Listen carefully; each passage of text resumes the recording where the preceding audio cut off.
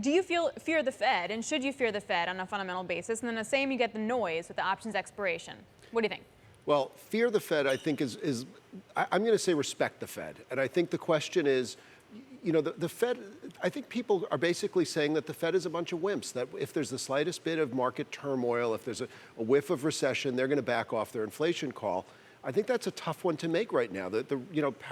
Markets reacted very positively to Powell's use of the word neutral at the press conference and really saw the market zoom upwards after that, despite the fact that pretty much every other Fed talking head has pushed back on that, and despite the fact that in the same sentence he said they were going to restrictive. So I think we have to respect the Fed until the market is, I think, anticipating that they're going to blink, and it's not clear to me that they are, and that's a tough place to be right now. Today's expiration is a little bit of a different story because I think there was a real hope that among certain traders that we would push through 4,300 on the open, where there was about $800 million worth of expiring options, and most of them were centered around the 4,300 level. The European numbers put a damper on that, and so I think today we're going to see a bit more lackluster expiration. Yeah, 42.35 is where we're trading right now. We're definitely struggling on that front. Steve, from your vantage point, from the options market vantage point, the rally that we've seen in equities has been driven by what? A lot was made of the genesis of this rally being in the Powell pivots, fiction or not. Since then, though, it does seem as if the options market has had a big role to play in what has been happening here. Can you walk me through what we've seen and where it leaves us? Sure, Guy. I think to a certain extent, people have really been dusting off the 2020, 2021 playbook to a large extent, and that included using call options as a speculative vehicle for a lot of individual traders and aggressive institutional accounts. They reach their frenzy when you get into meme stock craziness, but in general, I do think you've seen a lot of it. And last Friday's activity, where a lot of people were very excited about a 1.7% rise in SPX, that was, I think, largely option-driven because, you've all heard the phrase, don't short a dull tape. But I think that in a frenzied market, you can actually find people buying expiring SPY calls, dollar out of the money. Enough people do it, market goes higher, and rinse and repeat, and that's what you had Friday, and we've been working off that all week. So after today with options expiration, does it continue on Monday? I agree with the prior comments that I think we calmed down a bit until Jackson Hole, when really, all bets are off to a certain extent. We don't know what they're going to say. I'm a bit concerned about the pushback element that I mentioned, but I think the options market, it is late summer. We kind of go into a little hibernation, but then September, people just always get a little freaky in September, whether it's back to school or whatever else. I think this constant 20 level in VIX may be a buying opportunity in that regard if we get into sort of a freakish little bit of autumn. Just in terms of positioning right now, Steve, how aggressive would Powell have to be to generate a significant reaction in the equity market?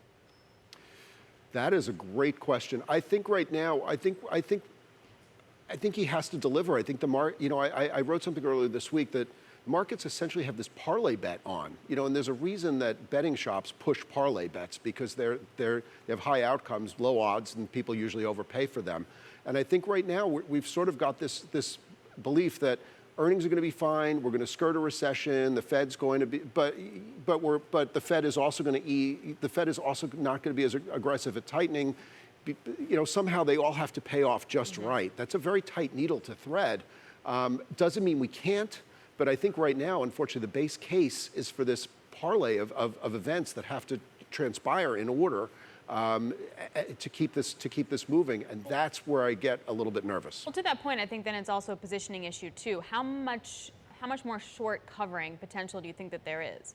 I think we've exhausted a lot of the short covering. I think the first wave, I break this recent move sort of into three waves. We were deeply oversold in June, and we rallied off that low. That's normal human nature. Buy the dip never truly goes out of style. It's just how small or large of a dip. Yeah. Then we had earnings where they were better than feared. Again, people were very negative going into earnings. Now I think we flipped it. I think we worked off a lot of the negative sentiment. We've gotten into positive sentiment, and that becomes trickier. Markets tend to ebb and flow, and so now if the sentiment is very positive, I think we're more susceptible to negative news than we had been before. I figured out what a parlay bet is. Over here we call it an accumulator. I've translated. Now I know what you're talking about. Gotcha. Parlay Steve, makes more sense. Steve, not to me. Steve, the VIX has gone sideways. Talk to me about volatility of volatility. When does it pick up? Which way does it go? I think a lot. I do think we're going to continue to see more volatility. I think volatility picks back up. I think the volatility of volatility picks back up. We still are, until proven otherwise, in a tightening regime.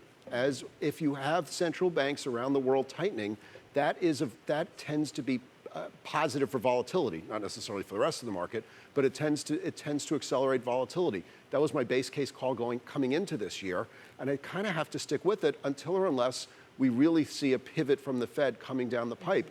Remember also, quantitative tightening is just kicking in. You know, and that's a whole other animal. And markets really have not had to deal with a Fed shrinking the balance sheet for very often in the last 15, 20 years. When it has had to deal with them, it usually hasn't gone all that well, at least in the initial phases. Before we let you go, real quick, S&P 200-day moving average. We didn't break above it. Does that support the idea that this is a bear market rally? And if we break above it, does it change that thesis? I think as of now, it's still a bear market rally until proven otherwise. We're still within that framework of what fits a bear market rally. Yes, it's a bit broader than normal. Yes, it's a bit stronger than normal. But again, until we get out of this backdrop, it's hard to see it.